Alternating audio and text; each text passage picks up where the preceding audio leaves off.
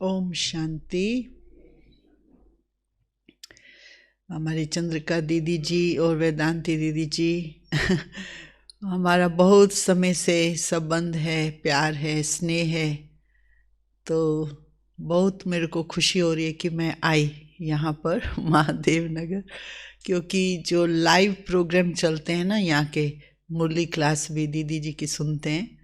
और एक प्रोग्राम हुआ था अभी, प्लेटिनियम जुबली का था ना, वो भी हमने देखा था। बहुत अच्छा अनुभव हुआ मुझे, जापान में बैठ के भी देखा आप सभी का बहुत अच्छा सुंदर दृश्य और इतना सुंदर सेंटर। क्योंकि हमने वीडियो में या कहाँ पर देखा था उद्घाटन के टाइम या दूसरी बार भी कि बहुत अच्छा बनाया हुआ है और यूथ की सेवा यहीं से चलती है। तो मेरे को इंटरेस्ट था कि कभी देखना चाहिए कैसे कर रहे हैं।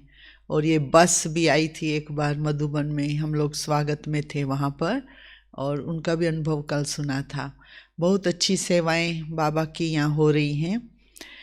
तो मैं आपको थोड़ा सा जापान का ही बताऊंगी।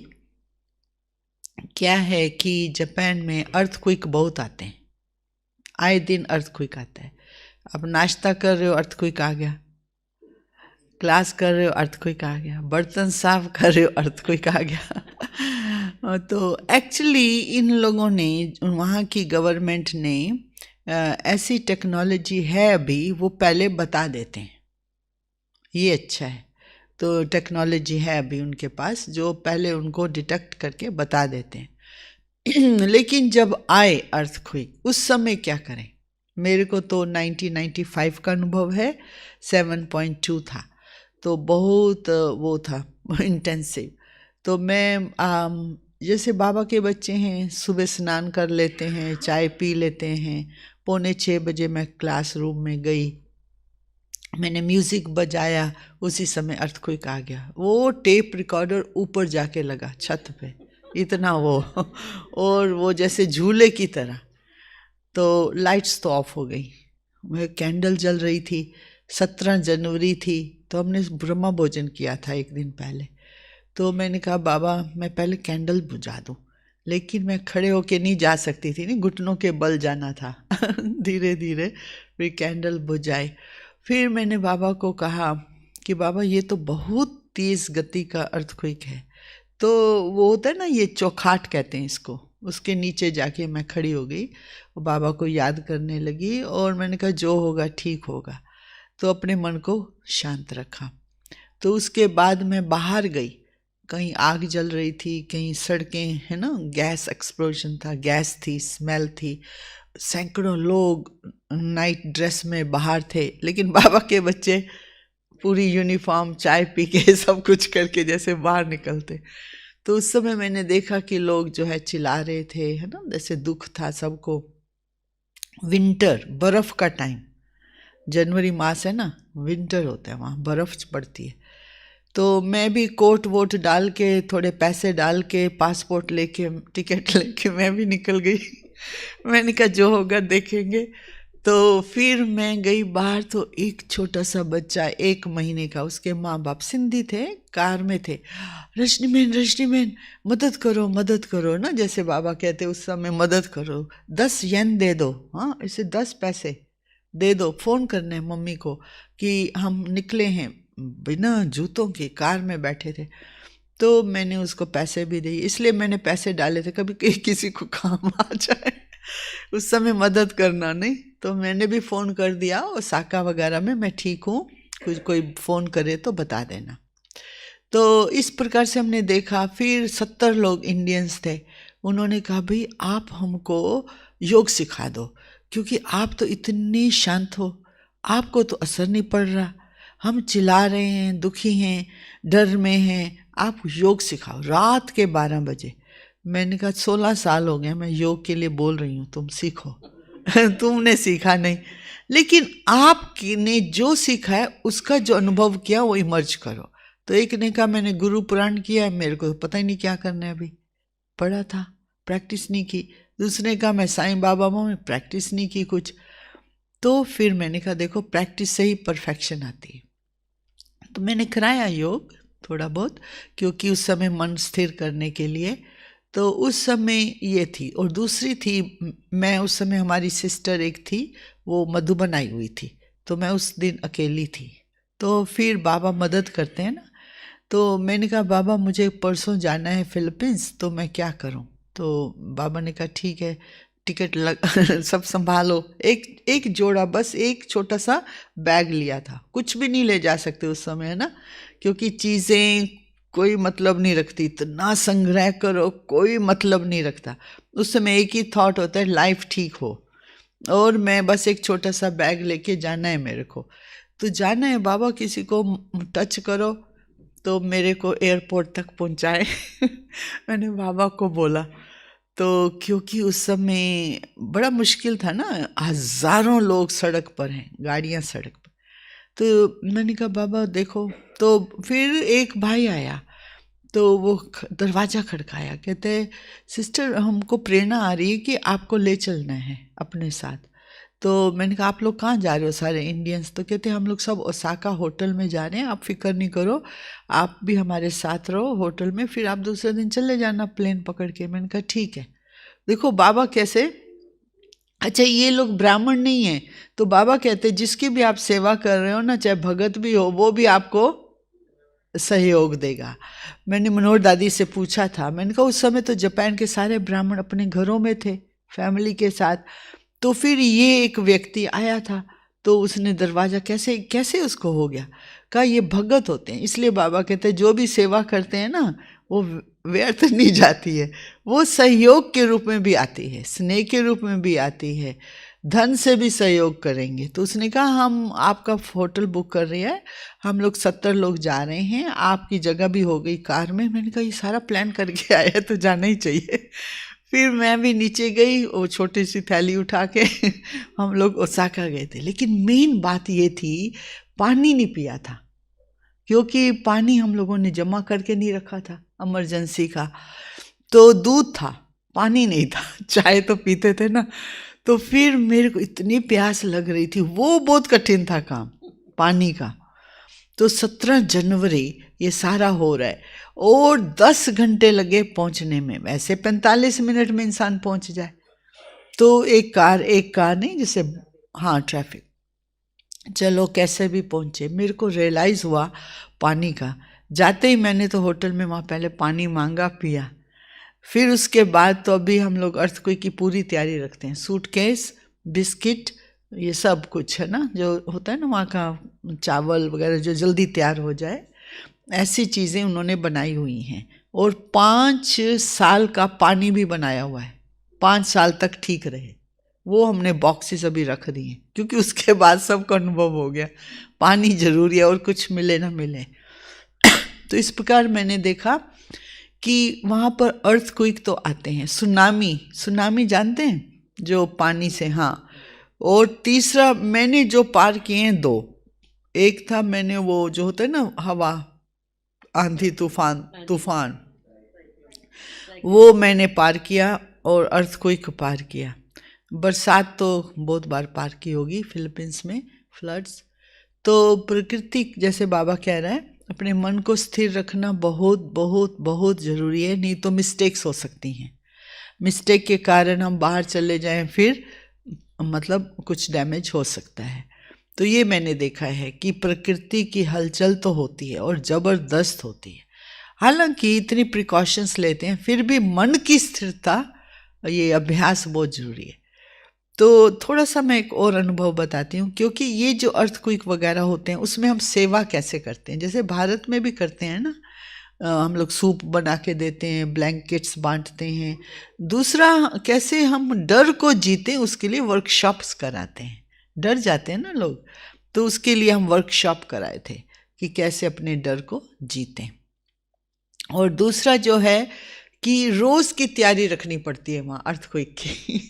तो बिस्तर के साथ वो स्लीपर्स होते हैं ना, वो रखने होते हैं, और टॉर्च रखनी होती है, और थोड़ा देखना होता है कि कोई कील वील ना कुछ गिर ना जाए, क्योंकि अर्थक्वेक के टाइम उस दिन मेरे को वो पिन होता है ना जिसमें हम ड्राइंग पिन कहते हैं, वो चुभ गया था, है ना।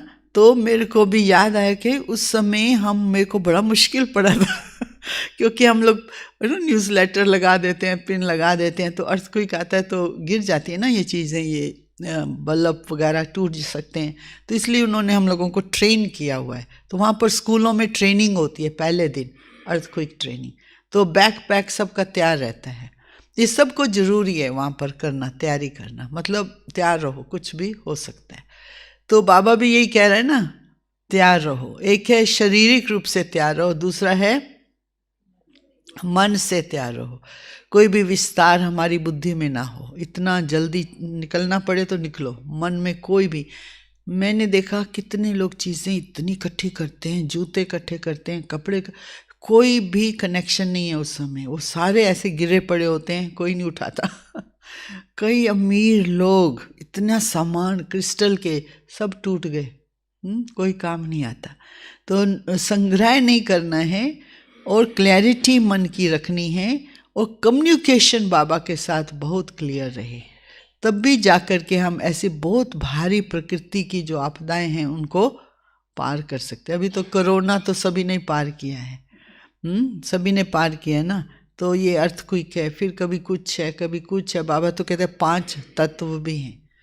तो इस प्रकार से वहाँ पर चलता है, लेकिन लोग डर में नहीं हैं, क्योंकि उनकी तैयारियां भी अच्छी हैं उस देश में, फिर ठीक हो जाता है बाद में। ऐसी है। दूसरी बात मैं ये बताना चाहती थी फिलीपींस की।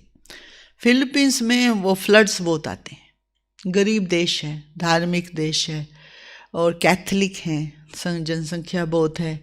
परंतु जैसे ना स्पेनिश लोगों ने वहाँ राज किया था, जैसे यहाँ ब्रिटिश, वहाँ स्पेनिश, तो वो लोग जो हैं थोड़ा कल कर लेंगे, 2 दिन के बाद कर लेंगे, ये वाले एटीट्यूड के लोग हैं। जापान में उसी समय कर लेंगे, ये अंतर है थोड़ा। वो एक्टिव हैं, अलर्ट हैं और मेहनती हैं। इस देश में आराम से चलने वाले लोग हैं। तो दोनों प्रकार के देशों की सेवा मेरे को बाबा ने निमित्त बनाया।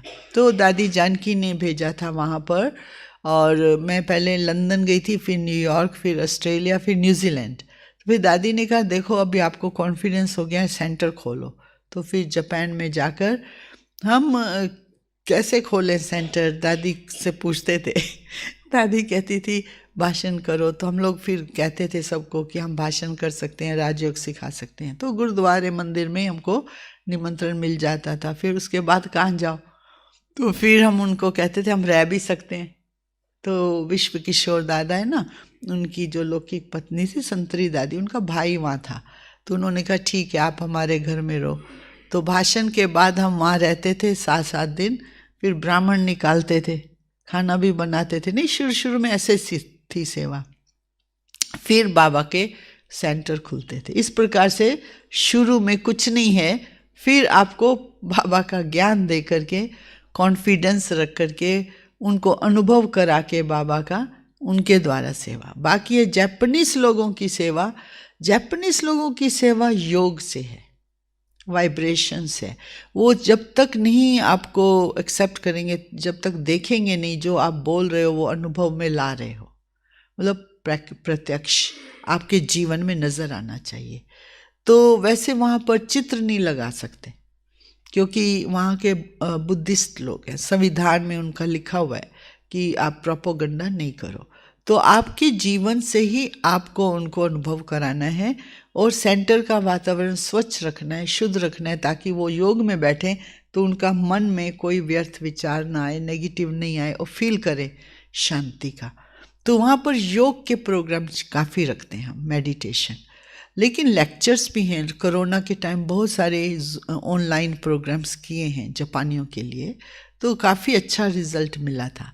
तो अभी चार्ली भाई आ रहा है अप्रैल 7 को, उसके लिए हमने रखे हैं कॉन्सर्ट और हठ योगा, राज योगा। वो लोग फिजिकल हेल्थ में भी इंटरेस्ट लेते हैं। तो एक हठ योगा टीचर है, 80 ईयर्स ओल्ड है, फिट है बहुत। वो आया था 40 साल पहले मधुबन, एक 28 लोगों को लेकर के। फिर दादी कुमार का जापान रही हुई थी ना, तो मेरे को कहती इनको पढ़ाओ नहीं है राजयोग ज़्यादा, इनको पिकनिक कराओ, खिलाओ पिलाओ, ये खुलेंगे। तो बस थोड़ा सा इनको पढ़ा के ले आओ मेरे पास। तो मैं ले गई दादी के पास। दादी कहती क्या खाना है ना, माँ की फीलिंग, अपनापन वो मिस है ना सब जगह, तो उनको वो सुख मिला। तो दादी ने राखी बांधी, दृष्टि दी, उससे ही 2 इंस्ट्रूमेंट आत्माएं सेंटर खोलने के निमित्त बन गई। देखो ये कमाल है बाबा की। दृष्टि से, राखी से दादी ने हाथ मिलाया और कुछ नहीं किया कुछ अंदर से इमर्ज हो गया उनके दिलों में। फिर जापान में जाकर के हिरोशिमा में उन्होंने सेंटर खोल लिए। तो ये जैसे दादी को पता था आइडिया कि कैसे करना है। तो दृष्टि से भी सेवा होती है। एक बार हम लोग लंदन लेके गए ग्रुप को, तो दादी ने कहा ये क्या ज्ञान नहीं, दृष्टि दे, अमृत पिलाऊंगी इनको। तो दृष्टि दे के अमृत पिलाया, उनको अनुभव कराया। ये जो दृष्टि है ना, जैसे बाबा कहते हैं दृष्टि द्वारा सेवा, ये दृष्टि द्वारा सेवा कि उन आत्माओं के अंदर तक वो वाइब्रेशन पहुंचे और अनुभव करना शुरू कर दे। और एक फिल्म मेकर आया था 2020 में 24 जनवरी, भाई साहब को मिला, निर्वैर जी को। तो उस भाई साहब ने उसको दृष्टि बस दी और वो शरीर से अलग महसूस किया उसने, क्योंकि वो ट्यूमर था, उसको उसने मेडिटेशन से ठीक किया था अपने को। तो फिर भाई साहब ने जब दृष्टि दी, उसको वही वाइब्रेशन कि आत्मा शरीर से अलग है, ये अनुभव बहुत विशेष लगा।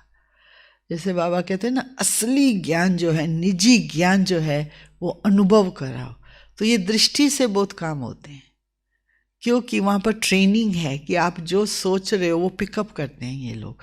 2.5 किलोमीटर की दूरी से भी उनका माइंड पिकअप करता है। ये उनकी ट्रेनिंग है। वहाँ पर बहुत सारे मार्शल आर्ट सीखते हैं ना, बहुत सारी चीज़ें वहाँ सीखते हैं। तो इसीलिए मैंने देखा है कि ये जैसे हमने थोड़ा नेगेटिव सोचा, उनको पता चल गया, तो उनके मन में आपके प्रति 1 नंबर कम हो गया पहले ये सोचेंगे आप 100% अच्छे हो, फिर थोड़ी मिस्टेक करो तो डिडक्ट करते जाएंगे। और अमेरिका, वेस्टर्न वर्ल्ड में आपको प्रूव करना पड़ता है। आप कुर्सी लेना चाहते हो, प्रूव करो कि आप लायक हो या नहीं, है ना। ये दोनों कल्चर में अंतर है। जापान में क्या है, ज़्यादातर लोग रूढ़िवादी हैं, है ना, रूढ़िवादी हैं।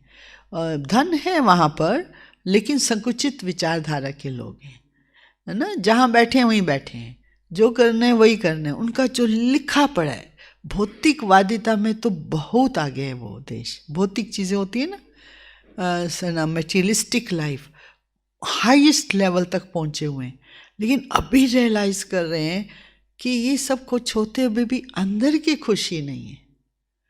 तो इसीलिए उनको जो स्ट्रेस होता है, वो स्ट्रेस दूर करने के लिए मेडिटेशन सीखने आते हैं। तो हमारे सारे प्रोग्राम्स में ज़्यादातर यही है कि उनका तनाव कैसे दूर हो। थोड़ी सी बात में प्रेशर आ जाता है, थोड़ा सा चेंज हुआ नहीं। हम यहाँ पर कितने चेंज करते रहते हैं, नहीं अभी जाना है, नहीं जाना है, बाद में जाना है, थोड़ी देर में जाना। उनको ये सहन नहीं होता है। वो कहते चेंज नहीं करो कुछ भी। चेंज माना स्ट्रेस, प्रेशर। हाँ, तो वो उसके कारण उनको मेडिटेशन। और जहाँ पर एक और भी है चीज़, कम्युनिकेशन। ये लोग ना, जैसे हम भारत में तू मैं करके फिर फ्रेंड्स हो जाते, चलो चाय पी, है ना। जब पांडव कौरव थे, सारा दिन लड़ाई करते थे, रात को खाना खट्टे खाते थे ये हमारे महाभारत में है ना। तो चलो एक्सप्रेस करते हैं ना लोग, बोल दिया, उसने बोल दिया, फिर ठीक है, दिल से निकालो, बैठो, चलो आराम से फैमिली फीलिंग में आ जाओ, है ना। तो वहाँ पर क्या होता है कि लोग एक्सप्रेस नहीं करते, अंदर ही दबाते हैं, उसके कारण बीमारियाँ होती हैं।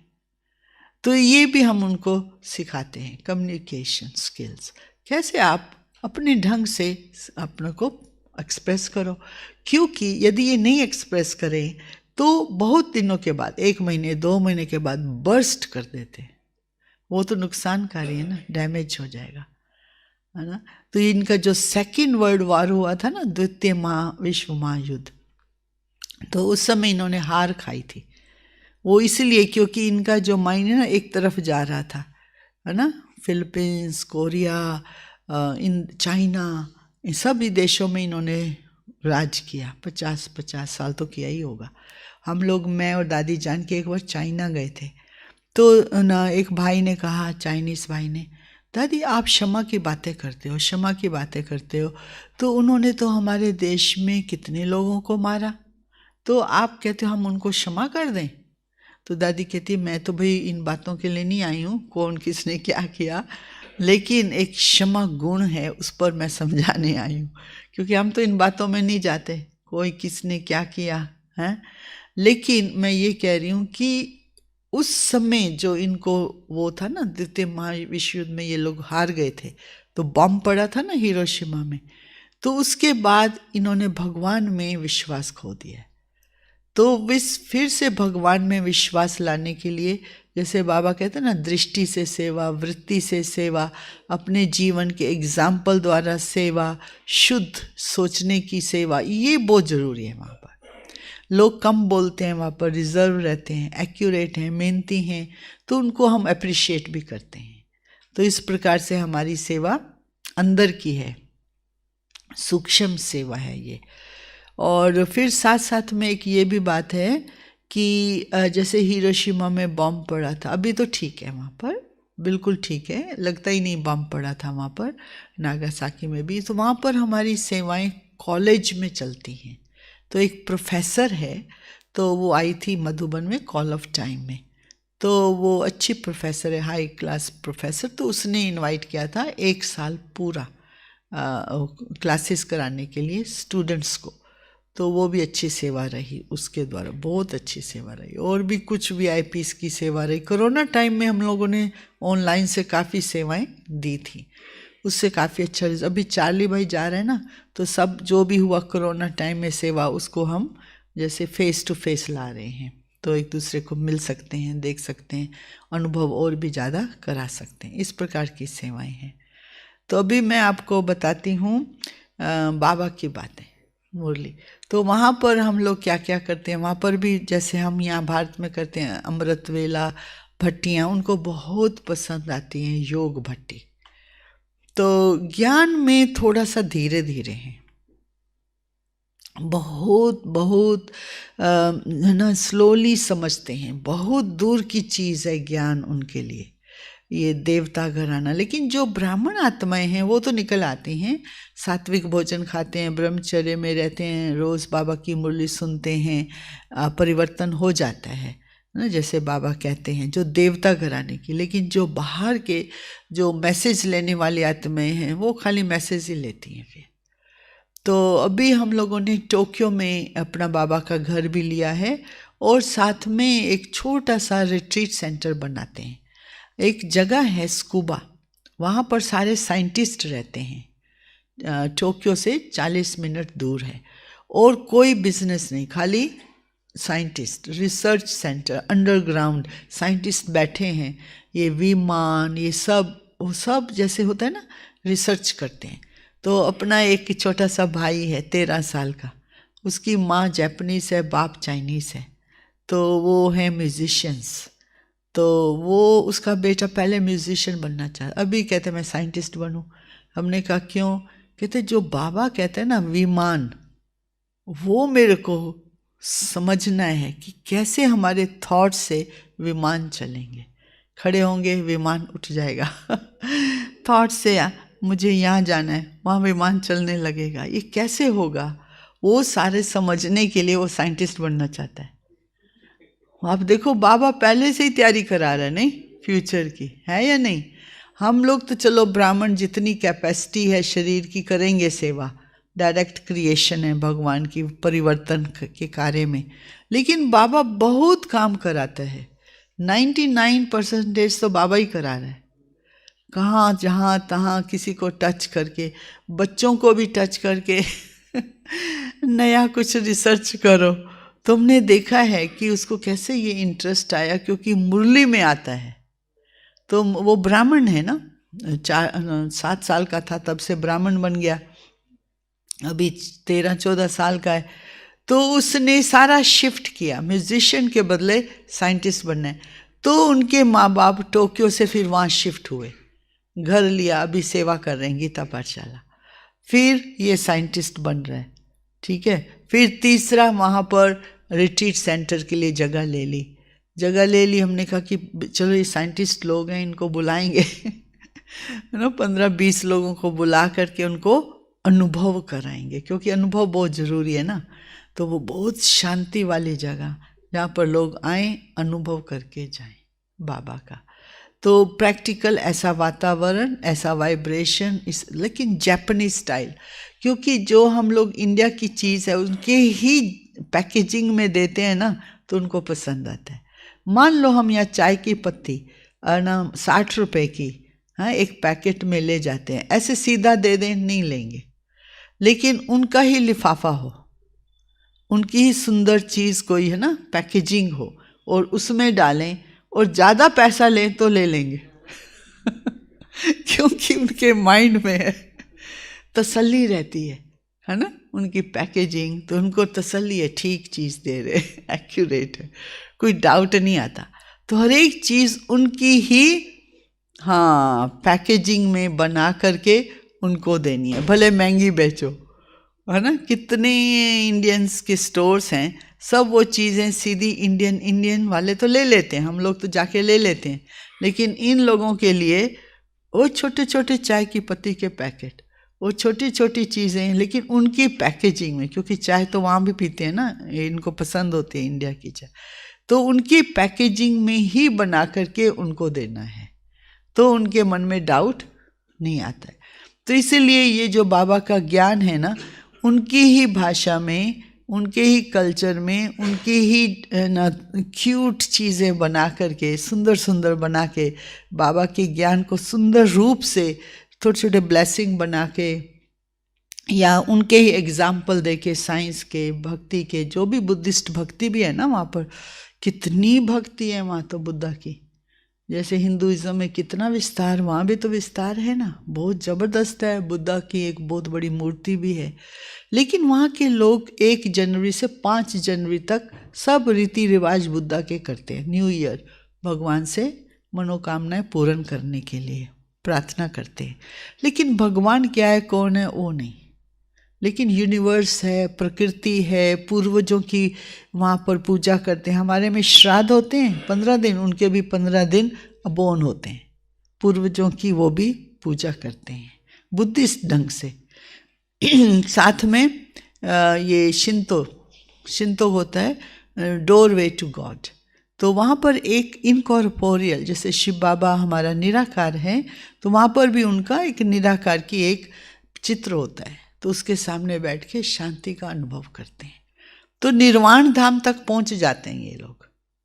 लेकिन जो बाबा से संबंध जुड़े और सतयुग के संस्कार उत्पन्न हो, और एक दूसरे के साथ हम कैसे सुख दें और सुख लें, वो हम उनको बताते हैं। परंतु शांति के तो हैं संस्कार, वो लोग आएंगे शांति में बैठ जाएंगे। अच्छा, एक दूसरे से लड़ाई नहीं करते ये लोग। यदि कोई किसी का एक्सीडेंट हो जाए तो एक दूसरे के सामने झुकते हैं, भी माफ़ कर दो, तुम भी माफ़ कर दो, अच्छा ये ले लो चिट्ठी, छोटी इंश्योरेंस तो किया हुआ है, आप वहाँ जा कर के ले लेना। ऐसे लड़ते नहीं हैं, कभी भी शोर शराबा नहीं है वहाँ पर। ये इनका क्या है कि इनके संविधान में, इनके कल्चर में बताया गया है कि मेन थीम है हार्मनी, हार्मनी, एकता। हाँ, अंदर सब घुट रहे हैं, लेकिन एकता, बाहर की एकता जरूर रखते हैं। अंदर से एक्सप्रेस करने के लिए गुस्सा आ जाए वो नहीं करेंगे, लेकिन अंदर ही अंदर रखेंगे, लेकिन बाहर से हार्मनी नजर आए, ये बहुत मेन है वहाँ पर। हम लोग भी जो है ना भारत के, ऊंचा नहीं बोल सकते वहाँ, जरा भी ऊंचा बोलेंगे उनको लगेगा तुमने हार्मनी तोड़ दी तो इसलिए उनका मेन एम है हार्मनी। तो इस प्रकार से हम लोगों को भी धारणा की पॉइंट्स वहाँ पर याद रखनी होती हैं बाबा के ज्ञान से। तो इसलिए वैसे तो देखो सत्य तो एक है बाबा का, लेकिन उनकी पैकेजिंग में उनको देना होता है। तो इस प्रकार से सेवा वहाँ पर चलती है। और कुछ आप पूछो तो बताएंगे चंद्रिका दीदी, आप अपना अनुभव। हाँ, मैं आई थी ज्ञान में 1975। क्या है कि हम लोग दिल्ली रजौरी गार्डन के हैं, वहाँ पर सुदेश दीदी थे और दीदी मनमोहिनी हमारी जोन इंचार्ज। तो हम लोग वहाँ से ज्ञान में निकले और फिर हमारी जो रुक्मणी दादी थी वो भी वहाँ रहते थे जब दीदी चले गए थे सुदेश दीदी लंदन। हमारे परिवार से मदर जो है हमारी, हम 5 भाई बहन थे, तो हमारी मदर भक्ति तो करती थी, गीत गाती थी, कृष्ण के भजन भी करती थी और ढोलकी भी बजाती थी, नहीं जैसे सत्संग भी करती थी, लेकिन गुस्सा बहुत था और हम 5 भाई बहन, उसको बहुत स्ट्रेस रहता था। तो फिर हमारी मासी को ज्ञान मिला था, ये उसने कहा कि चलो तुम भी सीख लो, तुम्हारा जो टेम्पर है ना इतना गुस्से वाला वो ठीक हो जाएगा। तो उसने कहा ठीक है, तो वो फिर ज्ञान सीखने गई थी। फिर मैंने उसके जीवन में परिवर्तन देखा था कि अभी गुस्सा नहीं करती है, लेकिन इसका चेहरा शांत हो, मन की वृत्ति अच्छी है, वाइब्रेशंस अच्छे हैं। तो मैं बहुत छोटी थी उस समय, तो मेरे को उसका असर आया था। फिर मैंने कहा बच्चे भी जा सकते हैं, कहती हाँ। तो फिर हम लोग भी स्कूल से फिर वहाँ सीधा चले जाते थे स्कूल के बाद ज्ञान सीखने के लिए। फिर सीख करके फिर हम लोगों को हर वीकेंड्स ट्रेनिंग दी जाती थी सुदेश दीदी के द्वारा। जब ट्रेनिंग्स ख़त्म हुई, कॉलेज ख़त्म हुआ, तो मनमोहिनी दीदी हमारी इंचार्ज थी ना दिल्ली की, तो उन्होंने कहा कि आप अभी सेवा करो। तो वो प्रैक्टिकल हमको ट्रेनिंग जगदीश भाई जी ने दी थी। तो फिर उसके बाद हम लोग मधुबन आए थे, वहाँ प्रैक्टिकल ट्रेनिंग दीदी मनमोहिनी की लेने। फिर उसके बाद दूसरी ट्रेनिंग गुलजार दादी के साथ। तो गुलजार दादी से भी हमको बहुत पालना मिली हर प्रकार से। फिर उसके बाद जो है मनमोहिनी दीदी ने कहा हमको लंदन में टीचर की ज़रूरत है, आप जाओगी? मैंने कहा हाँ। तो फिर हम लंदन में दादी जानकी के साथ रहे। फिर दादी जानकी की ट्रेनिंग के बाद फिर दादी ने कहा अभी तुम्हारे अंदर कॉन्फिडेंस अच्छा आ गया, तुम न्यूयॉर्क जाओ। फिर मोहिनी बहन के साथ, न्यूयॉर्क के मोहिनी बहन है ना, उनके साथ हम रहे थे। तो इस प्रकार से सब प्रकार की सेवा की। झाड़ू पोछा हम दोनों इकट्ठे करते थे। मोहिनी बहन में मैं झाड़ू लगाती थी, वो पोछा ऐसे उस समय थोड़ी कोई नौकर चाकर है, वो मैं सब्जी काट देती थी, वो बना देते थे, नहीं मिलजुल करके जैसे सेवा करते हैं। छोटा सा सेंटर था, तो अभी जैसे बाबा ने तो भरपूर कर दिया सभी को, है ना। तो इस प्रकार से हम लोगों ने शुरू से वहाँ पर सेवा की न्यूयॉर्क। फिर मैं न्यूजीलैंड गई, फिर ऑस्ट्रेलिया गई। फिर दादी ने कहा अभी एक बहन आई है जापानीज़, वो अपना जा रही है जापान, तुम जाओ उसको ट्रेन करो। फिर दादी ने मेरे को वहाँ भेजा। तो फिर दादी ने कहा अभी यहाँ सेंटर्स खोल दो। तो फिर हम लोग खोलते गए, बताती जाती थी दादी कैसे करना है कैसे करना है, करते करते फिर कहती यहीं रहो अभी। मैंने कहा ओके। तो इस प्रकार से मेरा ये अनुभव है। ओम शांति।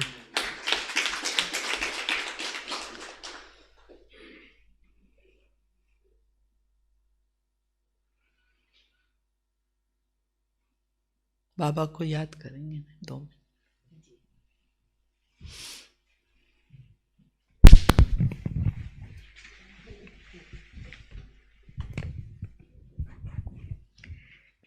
ओम शांति। हम सब कहाँ पहुँच गए?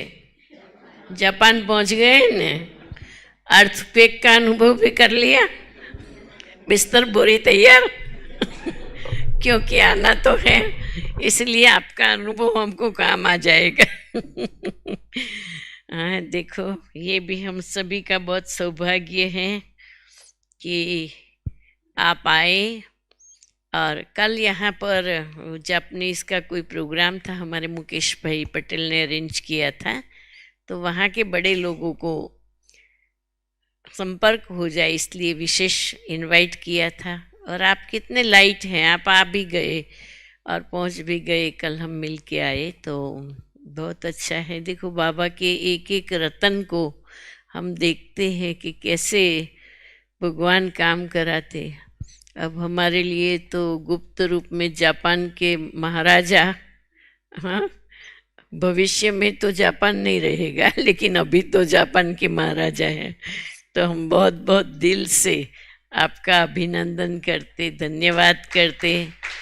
और आपने हमें थोड़े समय में भी बहुत अच्छी बातें सुना करके रिफ्रेश किया, इसलिए बहुत बहुत धन्यवाद। और हम आशा रखते हैं कि आप बार बार आते रहेंगे।